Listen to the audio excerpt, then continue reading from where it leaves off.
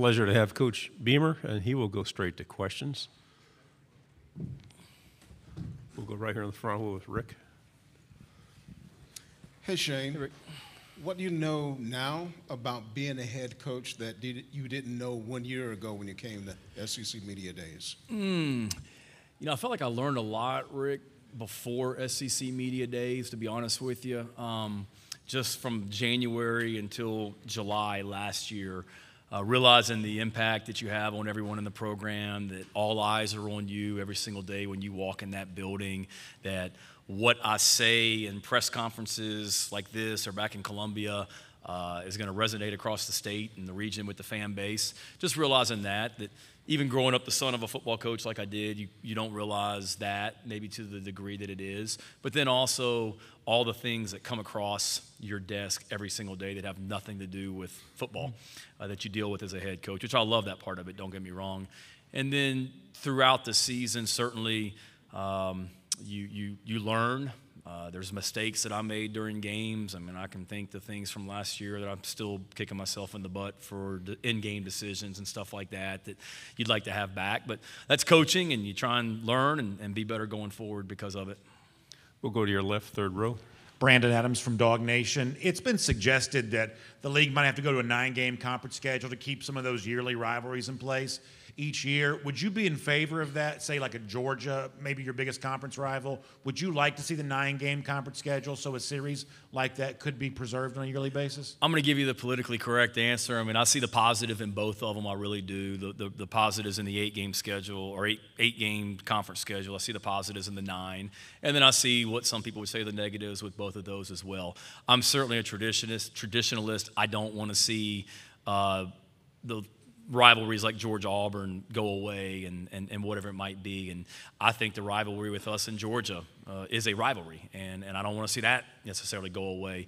So I don't want to see that, but, you know, I'm also realize that we play in the toughest conference in the nation, and it's only getting tougher with the 2 new teams coming into it, and we always want to do what's best to put ourselves in position to play football beyond the regular season for sure. To your right, front row. Dick Cox with Lindy Sports and Cox Sports Broadcasting. Shane, it was obvious today the 3 men that you brought to represent South Carolina did a great job. Can you talk a little bit about how tough a decision that was and what went into picking the 3 that you did?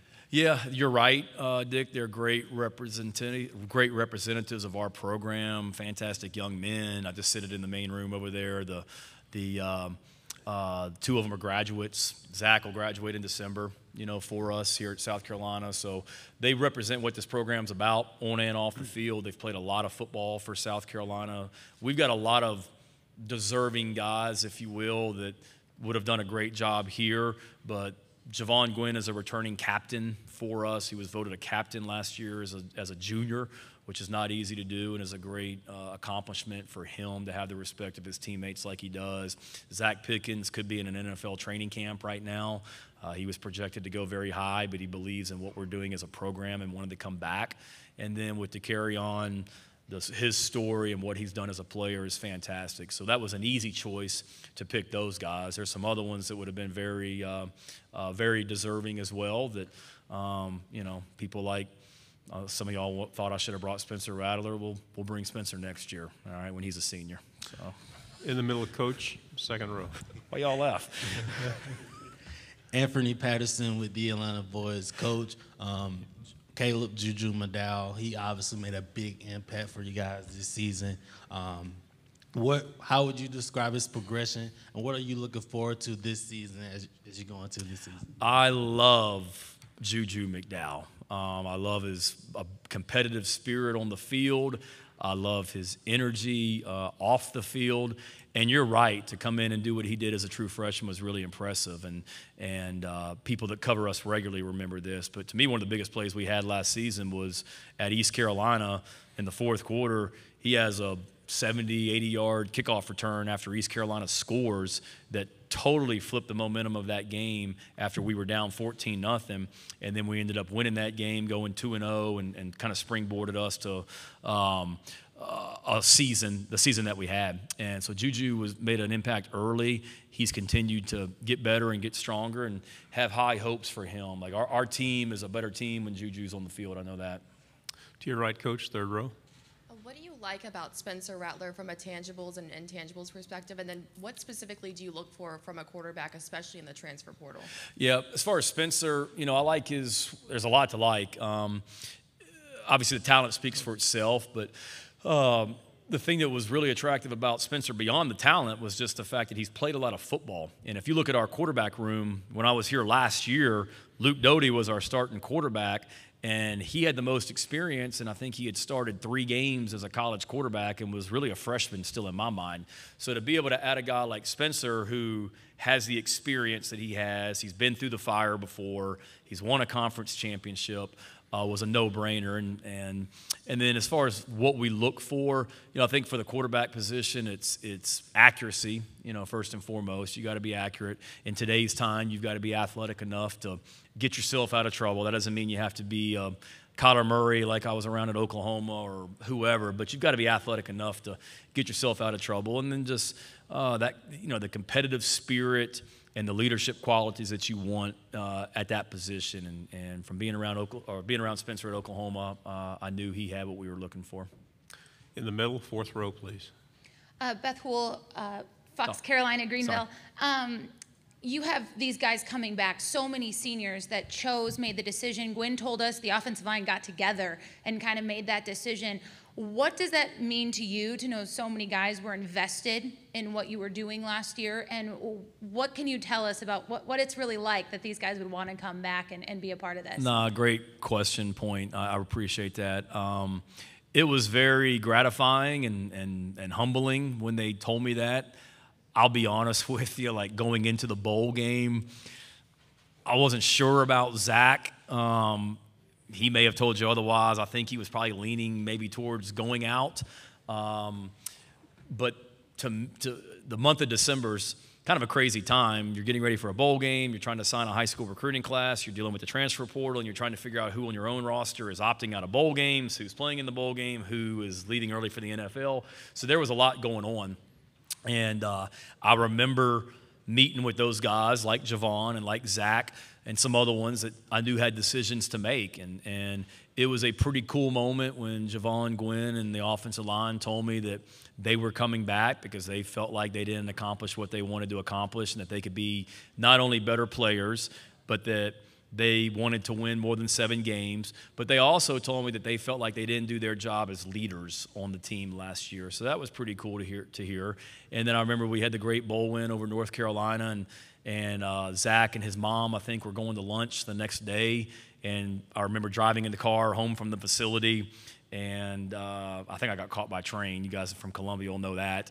And I was on the phone with him, and he was getting ready to go to lunch. And it's kind of like, I'm keeping my fingers crossed that he's going to make the decision that's best for him, but hopefully he comes back. And when he decided to, that was a great moment as well. So it's a testament to what we're doing in the program, that our players saw last season what we're about, that it's not just talk, it's actions as well, and that they want to continue to be a part of it, and they're enjoying it. And I told the ladies downstairs and guys, like, I want this program to be a place. Don't get me wrong, it's not easy being a football player here. It's hard work, it's demanding, you're held accountable, but I don't ever want our players to dread walking into our facility each day, and they don't. They look forward to coming in there each day, and that's because of the people that we have in that facility. In the middle, back row. Yeah, Coach.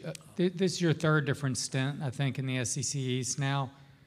How competitive and deep is the East going into this season? I mean, you guys are on the rise, Tennessee, Florida new coach, yeah. Obviously the defending national champion. Yeah, no, it's getting tougher and tougher.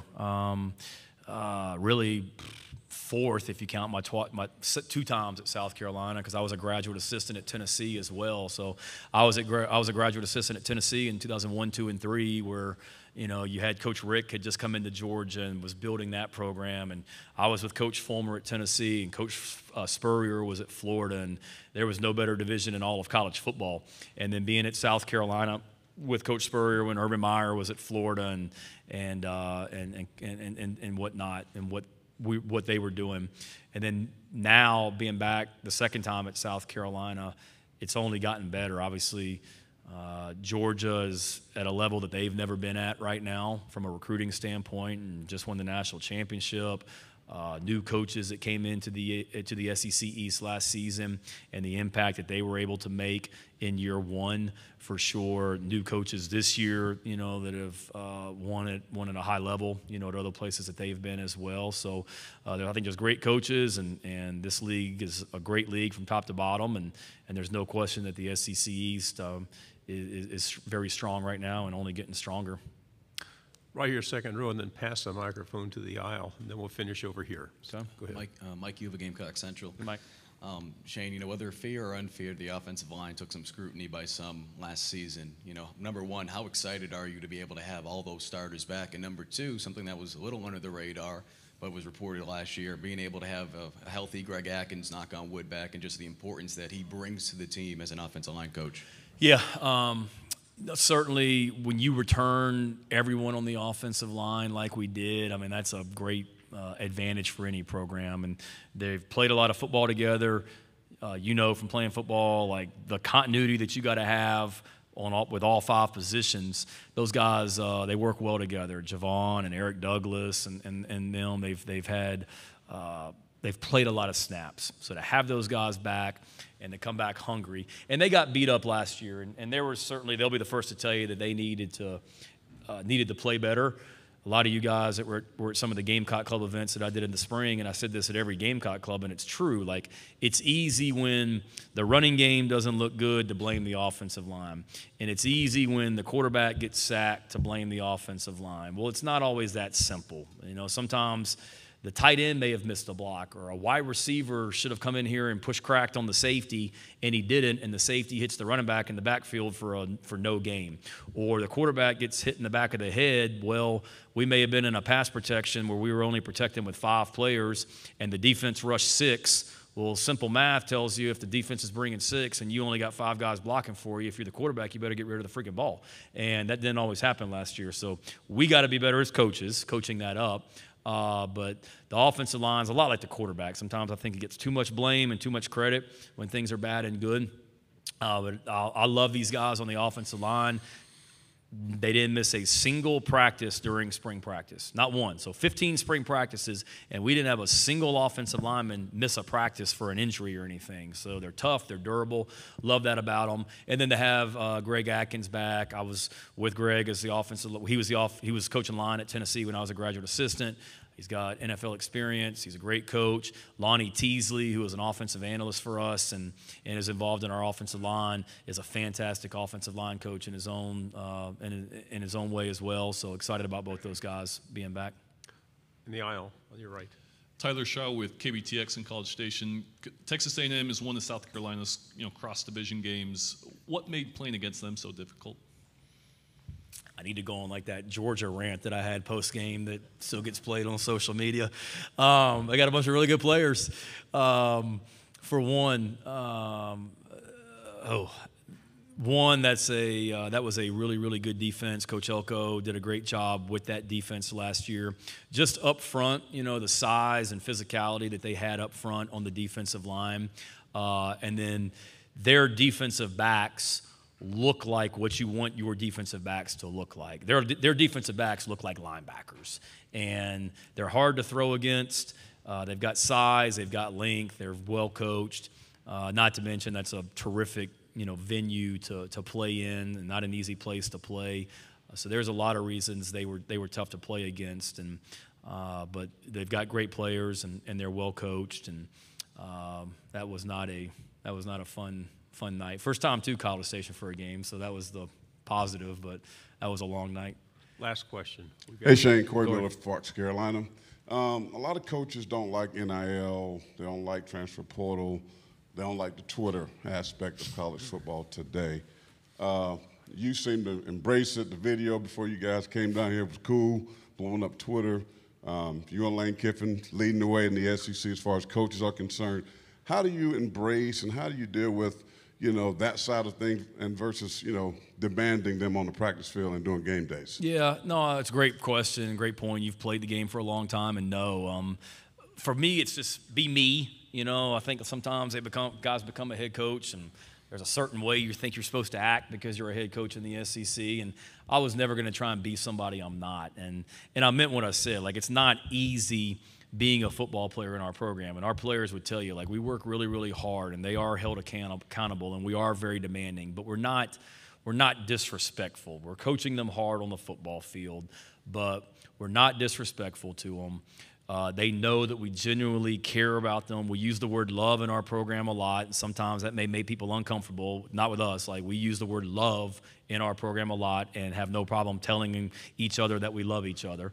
And that helps us grow together as a team. And the more that we can showcase our program, there's some great things going on in our program. There's some great people in our program. And being able to highlight them on social media like we've been able to do, I want to, for sure. And there's a lot of negative talk about name, image, and likeness, and certainly there's things that need to change and be better about it. But there's a lot of guys on our team, the three guys that are here today that are using name, image, and likeness for the way that the law was intended. We got guys on our team that back in December took money that they had been able to bring in from name, image, and likeness and took underprivileged youth in Columbia on a shopping spree at Christmas so they could have Christmas gifts. Like, you don't hear about those stories as much as you hear some of the other stuff. So does it need to be better? Are there things that need to be changed? Absolutely. I'm not saying that. No one loves the way it is right now, but there's also a lot of stories of the good that's coming out of it as well. And then, to answer your question, for me, it's just be me, and I know how blessed I am to be in this chair. And I was coaching at Mississippi State back in 2005, and my wife was working in media relations at Mississippi State, and the SEC media days were in Hoover, and she was there all week working. So I think we were engaged at the time, I think. But I drove, or maybe she was my girlfriend, I can't remember. But I drove to Hoover and took her to dinner one night. I remember dropping her back off at the hotel thinking about, man, like, how cool it'd be one day for me to be able to be in that hotel as a head football coach in the SEC. And here I am. So I'm sure it's going to enjoy it. And it's a high-pressure job. It's demanding. I get it. You're judged on what you do 12 Saturdays a year. And if you don't win football games, you get fired. But I'm going to have a hell of a time, as long as I'm here at South Carolina. And I'm having a blast right now doing it. Thank you, Coach. Thank you all for all you do. Have a great week.